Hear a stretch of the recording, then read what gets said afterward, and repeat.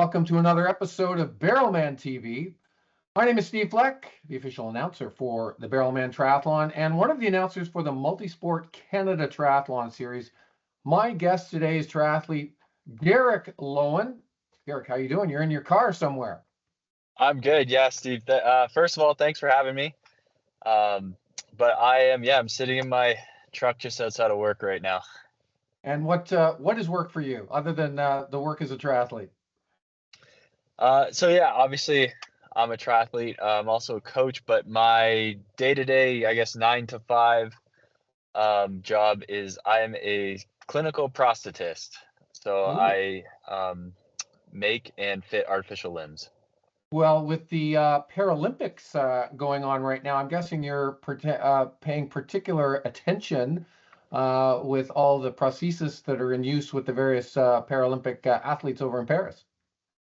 Yeah, a good buddy of mine, I actually did my capstone with him during my master's. We made devices for Paralympic athletes, whether that be mostly for sledge hockey is what we focused on, buckets, but now he's kind of started his own company and branched off into like wheelchair sports and all kinds of different mobility sports, which is really cool. So I follow more so that where with his athletes. And then the Paralympics, it's been a whirlwind coming home from Ironman Canada, so I haven't gotten to see as much as I would like. So I did miss the triathlon, but it is always, I do love the Paralympics.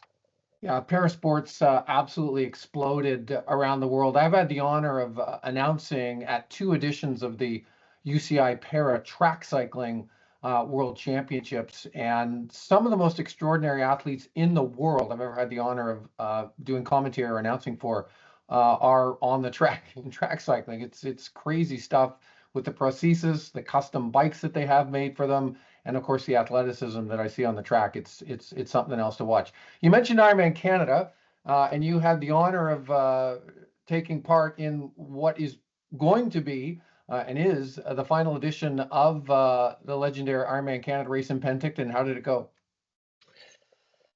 I'd be lying if I didn't say that I left there with a bitter taste in my mouth. But it was always a bucket list race to do Ironman Penticton particularly, just because of the history there. I was excited to see it come back to Penticton from Whistler, and I'm really sad to see it go now. I'm incredibly grateful I got the chance to race. Unfortunately, the swim got canceled, and just the way the dynamics of the race with the time trial start played out, it kind of left me on the back foot, or if that's even a saying, but it kind of left me behind, I guess. So, but that course was spectacular. The bike course was amazing. And then all the crowds and the cheering support during the run made it great too. And getting to be there for the last one, something I guess I'll tell my kids about. That bike course is a beauty, maybe one of the most spectacular full Ironman, bike courses in the world. Was there a favorite place on that course that was a favorite for you? Coming down from Richter Pass is spectacular. I mean, you're going so fast, you're kind of ripping down, but then you look up and it's just this beautiful, lush green valley with the snow-capped mountains in the distance, and it's just the colors are so vibrant, and you're like, wow, I'm in the middle of a race right now, going 90 kilometers an hour on my bike, kind of hanging on for dear life, and then there's just this beautiful scenery, and I think that was like the best part of the race for me. Yeah, that's the Similkameen Valley. It's the other valley that you go into. A lot of people talk about the Okanagan Valley, where Penticton is, but the Similkameen Valley is that valley you descend into coming off of Richter Pass, and it is a beauty. I mean, it's just worth going to the Similkameen and seeing what it's like there. So let's move on to your next race, which will be the Barrelman Triathlon. We're honored to have you on the starting line there. How's the recovery from Ironman Canada going now with Barrelman just over a week away? It's going well. I would say it's generally going well. The recovery is not coming as quick as perhaps some other Ironman recoveries that I have, but today's Wednesday.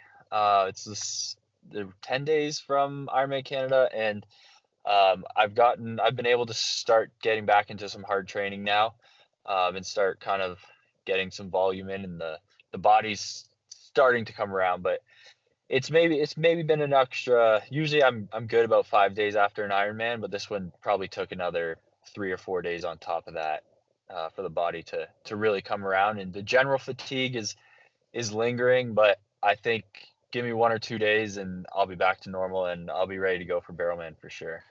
It's interesting your comment about some extra recovery. Do you think it's funny and odd they took out the swim, but I've heard this from some other athletes as well, that with the elimination of the swim, and it really just a big duathlon with a bike and then a run, they were more beat up after that than when they had done full Ironmans with the swim.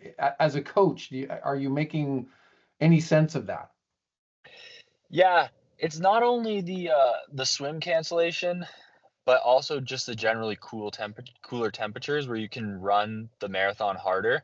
So because you start that marathon more fresh, and then on top of that, when it's a cooler temperature race, you're getting the muscles are firing much harder, and you're taking more impact because you're running at a greater speed as well.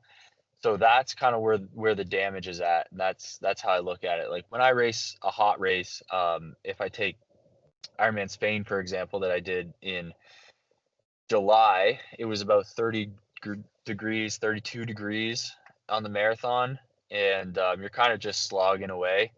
And recovery is almost like a long run recovery, as opposed to this feels more like a race recovery. This is the 10th year, Garrick, for the Barrelman. Started 10 years ago. Why the Barrelman now for you, and what do you already know about the race? Well, I remember when the race first started 10 years ago. Um, it's kind of iconic. So there's a few facets to this, to why Barrelman is kind of important to me. For one, I started my long course career in Welland. That was back in 2018 for the Rose City um, long course race there. And that was my very first long course race. I was training with Jack at the time, and he had the course record. Um, and I went there, and I think I beat his course record by a good 3 or 4 minutes. And it's something I've always kind of held against him, even though every time we've raced head to head, he's beaten me. But I always have that one thing. And then um, that's also, if we kind of tie this all together, that was the first race that I raced after my mother was diagnosed with cancer, and she was a big supporter of my triathlon racing. And she was my number one fan, as cliche as that might sound. But she was so happy to see me racing after that, and it was a difficult time for our family, and but with how much joy that brought her, it kind of uplifted the family. And unfortunately, 2 years ago, it'll be exactly 2 years to the day on Barrelman on September 15th, she passed. And so that'll be two years to the day. Um, and she loved seeing her kids do what they love to do. So for me, it's going to be full circle, and coming back to Welland. And then it's also just such an iconic course. It's flat. I love flat racing. It's got the nicest swim venue I think I have ever raced in. And point to point races are always fun because it feels like an adventure. And then just running through Niagara Falls is cool too, and it is iconic. We've had a lot of new triathletes this year. Every race that I go to, probably 15-20% of the people on start lines this year in triathlons have been new. Maybe not so much at the half iron distance that we're going to be doing at the Barrelman, but still, there's going to be people who doing a longer distance race like that. And strangely and bizarrely, I'm guessing there's going to be a handful of people doing their very first triathlon, taking on a big bite with a half iron distance race. Any advice for those stepping up to the half iron distance for the first time, and also for the total newbies? Any advice? Yeah. When it comes to the longer distances, I would say start off slower than you think you need to go. Everyone feels great because at the start you got the crowds cheering for you. Um, but then when you get into those quieter moments, it really starts to hit you on, you kind of have to stay on it and keep going. So if you can pull back on those moments where you really want to go through and push hard, then it's going to allow you to have those energies in those quiet moments when perhaps you're a little less motivated. Maybe the race starts to get real.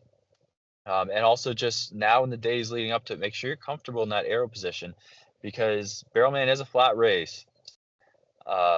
And that's going to it's going to save you a lot of time, but it's also going to make the run a lot better if you're comfortable in that aero position, because your back's going to be a lot happier for it. Great advice, Garrick. Thank you so much for your brief few minutes of time today. You've been watching the latest edition of Barrelman TV. My guest today has been professional triathlete Garrick Loewen. I'm Steve Fleck. On behalf of the whole team at the Barrelman and MultiSport Canada, thank you for watching.